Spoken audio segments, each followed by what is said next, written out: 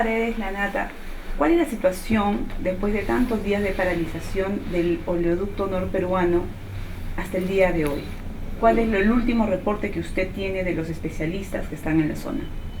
Bueno, el último corte al oleoducto, el último atentado al oleoducto, ya ha sido controlado por nuestra gente con el apoyo de la comunidad, a diferencia del penúltimo corte, donde diversos dirigentes movilizaron a la comunidad para que no pudiésemos mitigar el daño que se había generado y eso produjo un derrame muy importante. En esta oportunidad eso no se ha producido.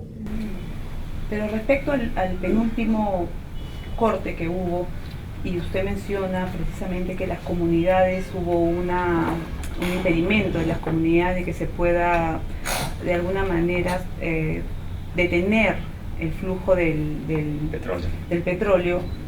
Hay también un reclamo, ¿no?, de las comunidades que dicen que hubo ciertas inconveniencias respecto a los pagos del personal que fue a remediar esta zona.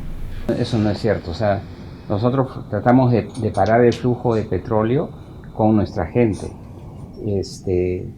y con empleados de Petroperú. El problema no es los pagos, yo creo que el problema tampoco son las comunidades.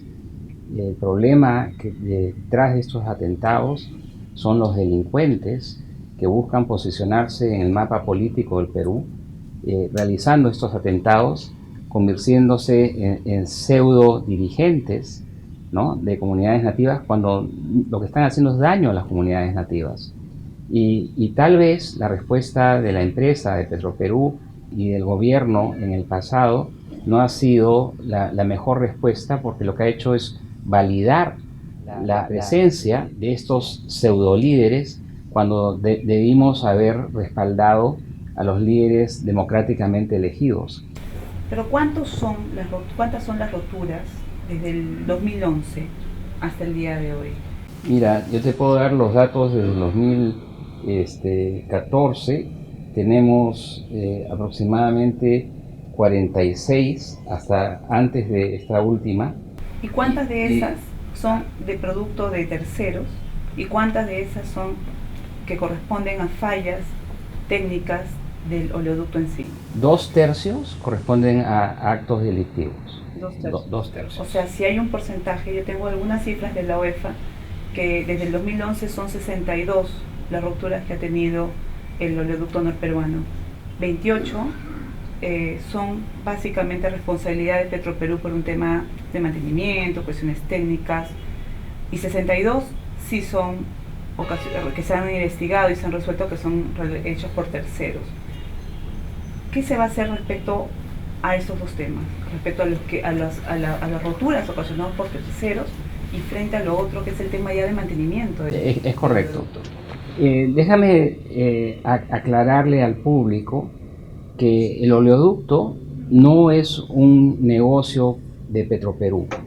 El oleoducto no transporta un solo barril de petróleo producido por Petroperú, porque hasta la fecha Petroperú no produce petróleo, ¿no es cierto? Nosotros damos el servicio de transporte del petróleo que se produce en la selva para traerlo a Bayóvar.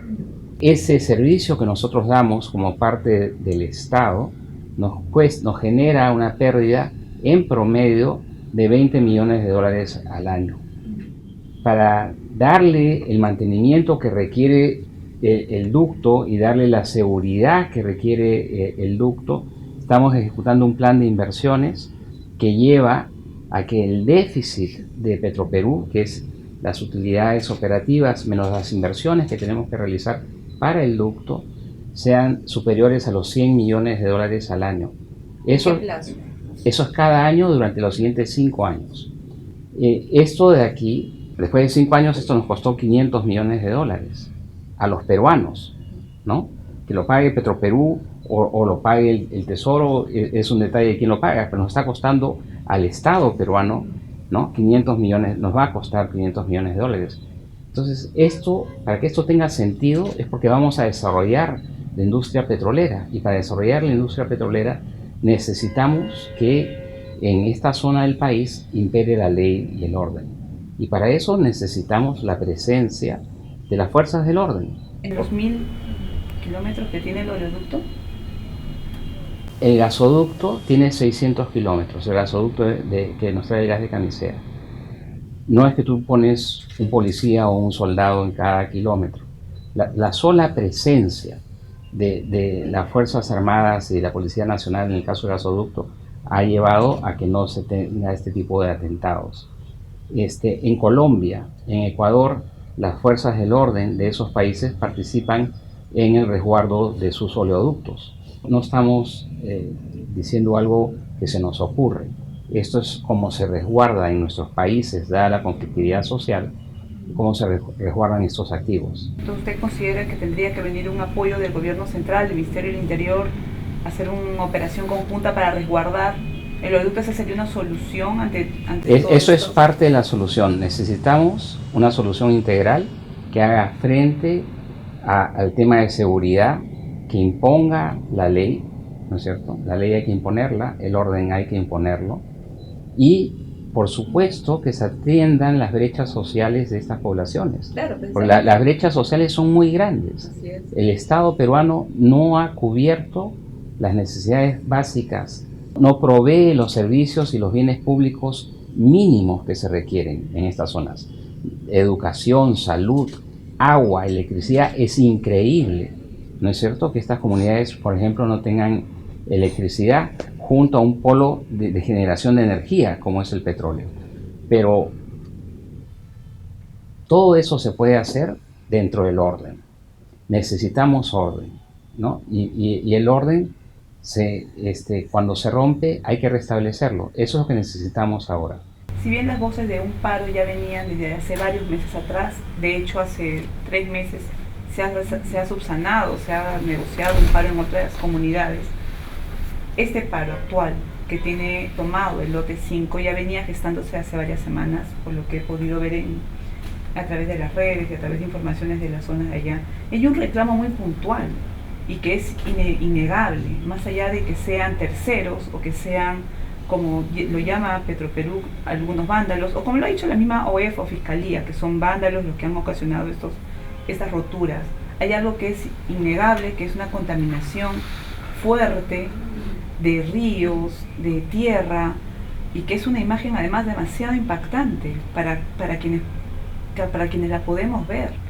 Entonces hay una situación que es innegable, que es grave, y que motiva también estos levantamientos sociales en cierto sentido. ¿Cuánto de lo que se ha roto, de lo que se ha perjudicado de estas roturas se han remediado? ¿Cuál es el porcentaje de remediación? La remediación se ha hecho en todos los casos. Hemos gastado más de 270 millones de soles desde el 2014 en adelante, solamente de la remediación que se ha hecho para los casos de roturas generadas por terceros. Pero es distinta la remediación y la limpieza. No, esa es la limpieza. La limpieza sí. Es lo que hacen inmediatamente. La remediación sí. Es volver todo a su estado natural. Bueno, eso son los 270 millones de soles que te digo, ¿no es cierto? Primero es parchar lo que se hizo y extraer el petróleo que se ha vertido, ¿no? Pero después viene toda la remediación. Claro. Y eso cuesta, lo que te digo, que es un montón de plata. ¿Y en porcentajes cuánto ya se han logrado remediar? O sea, volver la naturaleza, la selva, al estado en el que estaba. Porque como usted mismo me define, limpieza es algo inmediato. La remediación es un proceso más largo. Según las estadísticas que manejan en Petroperú, ¿cuánto ya se ha vuelto a su estado original? Yo te diría que hemos hecho el esfuerzo de remediación que hemos podido en casi todos los anteriores, a excepción de los dos últimos, que el último todavía no podemos entrar, tenemos la estación tomada. El último es de hace 2 días. Y lo que hemos hecho es parchar de manera inmediata y parar y extraer el petróleo. Nuestro compromiso es trabajar en la remediación, a pesar del enorme costo que esto implica para la empresa, en un año financiero difícil para la empresa por el tema de Talara. Pero en el caso de Nuevo Progreso, que es el penúltimo ataque, es importante que la población conozca que el daño al ambiente se aumentó por la decisión de algunos líderes. Yo no hablo de las comunidades, hablo de algunos personajes que le hacen daño al Perú, que decidieron retirar las barreras que nosotros habíamos puesto en la quebrada para evitar que el derrame causado por terceros, por ellos, no las comunidades, llegase al Marañón. ¿Ya han identificado a estos líderes? Este es un tema que se está investigando. Desgraciadamente nosotros hemos tenido problemas incluso de gente secuestrada nuestra en la misma estación. Es un tema más de la Fiscalía. Lo que nosotros requerimos es que la Fiscalía actúe con mucho más proactividad de lo que ha venido haciendo hasta el momento. Precisamente sobre lo que usted menciona y lo que sobre los líderes, los que habrían ocasionado la ruptura, según informaciones desde allá, la gente que está dentro de la protesta, la que también hemos buscado para saber su posición y entender por qué este conflicto, que si bien ellos están viendo de alguna manera luchar por sus derechos, que ellos los consideran lo más justo, ven su río contaminado, que además tienen sus creencias, ¿no?, originarias, dicen de que según hay un acta fiscal que desmiente, que dice que nunca quitaron celulares a policías y trabajadores, que no fue de esa manera como se ha dicho, como han dicho desde Petroperú. Bueno, yo tengo que creerle a mi gente, ¿no es cierto? Pero yo sí te puedo decir con toda claridad que en el caso de Mayuriaga, que fue el ataque de fines de noviembre del año pasado, nosotros fuimos amenazados por un pseudo líder nativo, y nos dijo que si otra institución pública no hacía algo que él quería y actuaba contra la ley, nos iba a cortar el oleoducto. La otra institución, la tercera institución, no hizo lo que este líder quería y nos cortó el oleoducto. Y 3 meses nos quedamos sin poder bombear petróleo en el ramal norte. Pero lo interesante que el público debe saber es que ese líder que nos amenazó me mandó una carta a mí en mis primeras semanas acá como presidente de Petroperú, indicándome qué empresa debía encargarse de la remediación. Entonces, yo creo que esto amerita una investigación a fondo y buscar la relación que existe entre estos pseudo líderes e intereses económicos personales. Lo que están haciendo es dañar a la comunidad para lucrar ellos.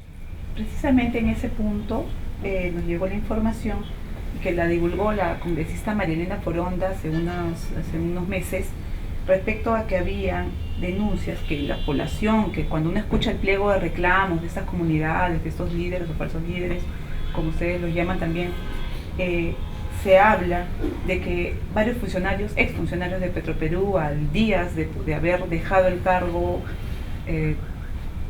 constituyeron empresas, y eran precisamente esas empresas las que ganaban las concesiones o licitaciones para ir a remediar los suelos del oleoducto dañado, ¿no?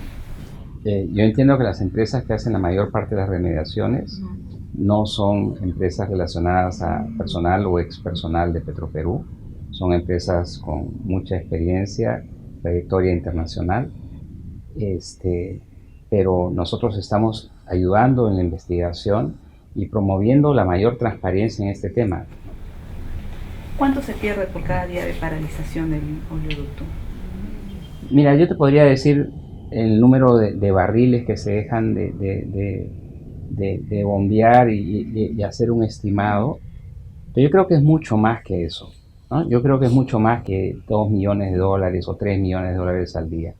Creo que lo que se pierde es la imagen del Perú como un lugar en el cual es seguro invertir.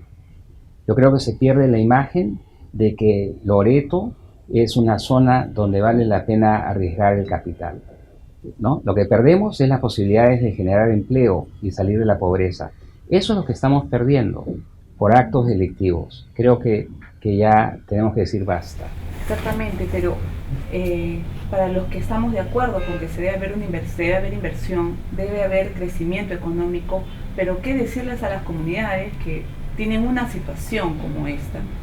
que dicen que, según ellos, no se oponen a que pase el oleoducto, no se oponen a que esté, de que hayan operaciones. Lo que tienen es un reclamo porque sus derechos se ven vulnerados, sus ríos contaminados, y aparte de toda una serie de demandas sociales.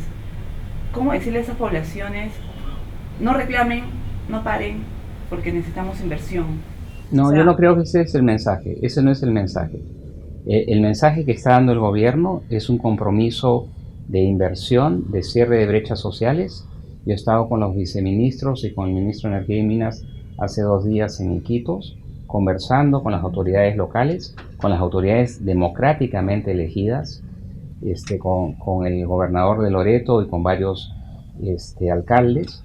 Y hay un compromiso del gobierno en realizar una inversión bastante grande y en cambiar la forma en que se hace esta inversión, porque todos sabemos que la inversión pública se demora mucho, ¿no es cierto? Y también hay problemas de falta de transparencia, ¿no? Entiendo que van a querer replicar esquemas como el utilizado con los panamericanos. Creo que es una extraordinaria idea que tiene el gobierno. Hay que invertir allá, pero sobre todo hay que darle seguridad a la gente. No podemos dejar esas comunidades en manos de dirigentes, o ni siquiera dirigentes, en manos de delincuentes que le hacen daño al ambiente, le hacen daño al agua, le hacen daño a los ríos, a las fuentes de pesca, a las fuentes de alimentación, de gente muy pobre. No podemos dejar abandonada a esa población. ¿en cuánto tiempo ustedes creen que pueda lograrse la remediación? Por ejemplo, del lote en el que han podido ya llegar a hacer la limpieza. Depende de cuánto petróleo se haya vertido. Desgraciadamente, en el caso de Nuevo Progreso, que es el penúltimo, el último es mucho menos derrame. Entonces, claro, por eso me refería al último, para tener una idea, ¿no? Si ese ya se pudo controlar. ¿Cuánto tiempo demora en remediar? No tengo el dato de cuánto petróleo se ha vertido, pero estas actividades pueden tomar 1 mes, 2 meses, 4 meses, depende de cuánto se haya vertido. Hay que hacer concursos, hay que hacer las cosas transparentes. En el caso de Mayuriaga, que es el año pasado, ¿no es cierto? Es el caso en que te dije que recibimos esta carta sui generis, totalmente surrealista, donde nos dice este dirigente: contrata a esta empresa con esta tecnología. Es increíble. Hay también mucha desconfianza, ¿no cree? Que de parte de ellos, porque yo trato de entenderlos, ¿no? O sea, yo desde Lima lo veo y digo, o sea, no, siento que no tienen derecho de paralizar el desarrollo, de dar esa imagen afuera del país. Pero trato de entenderlos y digo, o sea, ¿cómo ayudarlos? Yo creo que necesitamos que el Estado deje de estar ausente. Yo he trabajado mucho el tema de políticas públicas en el país antes de estar acá. El Estado está ausente en gran parte de la Amazonía. Y Petroperú, de alguna manera, es percibido como el Estado en muchas partes. Entonces, la protesta a veces se va contra Petroperú, pero lo que no podemos hacer también, y acá es donde está el truco, lo que no podemos hacer es validar a estos delincuentes como dirigentes políticos. Estaríamos cometiendo un error enorme. Ya lo cometimos antes, ¿no? Entonces, ahora lo que se trata, yo creo, es respaldar a nuestras autoridades elegidas democráticamente y entrar con un programa muy agresivo, pero sobre todo con formas de intervención que sean efectivas en el corto plazo. Esto no se cambia de la noche a la mañana. Tenemos 40 años de explotación petrolera en esa zona del país, y después de 40 años muchas de estas comunidades siguen viviendo en condiciones lamentables, ¿no? Eso, como peruanos, tenemos que ser conscientes de eso y enfrentar ese problema también. Claramente es un problema del Estado. Bien, y si no se podría, y si no sería posible lo que usted propone, precisamente que el Estado sea quien tiene la seguridad, de alguna manera, todo el oleoducto, ¿qué podría pasar? ¿Sería inviable continuarlo? Sin seguridad para el oleoducto, sin seguridad para las empresas petroleras, lo que estamos diciendo es: no hagamos petróleo en el país. Y podemos ir haciendo así cada cosa, ir cerrando actividades, ¿no es cierto? Y condenándonos a la pobreza. Yo creo que eso es una muy mala idea. Yo creo que tenemos que luchar los peruanos por un futuro mejor, por un futuro que sea inclusivo, ¿no ¿no es cierto? Pero la plata tiene que salir de una parte, tenemos que generar riqueza. El mensaje es simple, lo hemos aprendido después de muchos años. ¿Cuánta gente hemos sacado de la pobreza? ¿No? Desgraciadamente, a áreas como esta, no, este crecimiento inclusivo de los últimos 15 años no llegó mucho, ¿no? Y ahí muchas de las protestas. Un mensaje para las poblaciones que se han visto afectadas respecto a los derrames.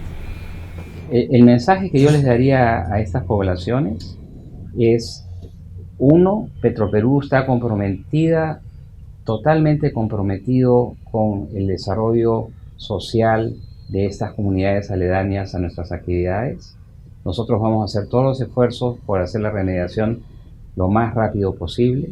Estamos invirtiendo e incurriendo en un déficit enorme para darle mayor integridad al oleoducto y queremos trabajar con ustedes de manera transparente en mejorar la situación en la Amazonía del Perú. ¿Se va a poder mejorar la infraestructura también del oleoducto? Como te he dicho, estamos invirtiendo en tecnología, en nuevas válvulas, en darle el mantenimiento. Esto nos cuesta $70 millones al año por los siguientes 5 años de inversión. Es un esfuerzo grande para una empresa que está sobreendeudada y que está tratando de terminar el megaproyecto más importante del sector público, que es la refinería de Talara. Bien, ¿desea agregar algún comentario más? No, muchas gracias. Creo que van a venir tiempos mejores. Nosotros seguiremos trabajando por darle la seguridad y la racionalidad y eficiencia a todas nuestras actividades. Muchas gracias. Gracias.